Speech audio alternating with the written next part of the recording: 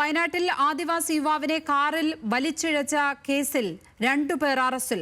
കമ്പളക്കാട്, കണിയാമ്പറ്റ, പച്ചിലക്കാട് സ്വദേശികളായ ഹർഷിത്, അഭിരാം എന്നിവരാണ് അറസ്റ്റിലായത്. മറ്റ് 2 പ്രതികൾക്കായുള്ള അന്വേഷണം ഊർജിതമാക്കി. ആദിവാസി യുവാവ് മാദനെ റോഡിലൂടെ വലിച്ചിഴച്ച കാറിലുണ്ടായിരുന്നത് 4 പേരായിരുന്നു. കഴിഞ്ഞ ദിവസം പ്രതികളെ തിരിച്ചറിഞ്ഞതിന് പിന്നാലെ പ്രതികൾക്കായുള്ള അന്വേഷണം മറ്റ് ജില്ലകളിലേക്കും പോലീസ് വ്യാപിപ്പിച്ചിരുന്നു.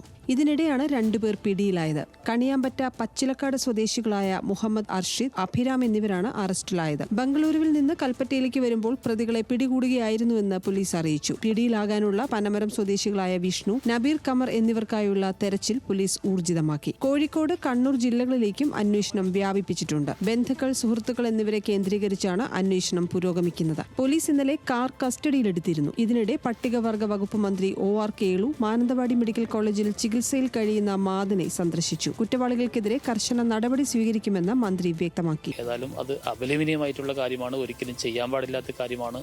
വകുപ്പ് മന്ത്രി എന്ന നിലയ്ക്ക് കർശന നിലപാട് തന്നെ അതിൽ സ്വീകരിക്കും. അതിന് വേണ്ടിയിട്ടുള്ള മന്ത്രി നേരിട്ട് തന്നെ, ഞാൻ തന്നെയാണ് പോലീസ് ഓഫീസർമാരെ നേരിട്ട് വിളിച്ച് ശക്തമായ നടപടി സ്വീകരിക്കണമെന്ന് പറഞ്ഞിട്ടുള്ളത്. സംഭവത്തിൽ പ്രതിഷേധിച്ച് മന്ത്രി OR കേളുവിന്റെ ഓഫീസിലേക്ക് യൂത്ത് കോൺഗ്രസ് മാർച്ച് നടത്തി. ന്യൂസ് മലയാളം, വയനാട്.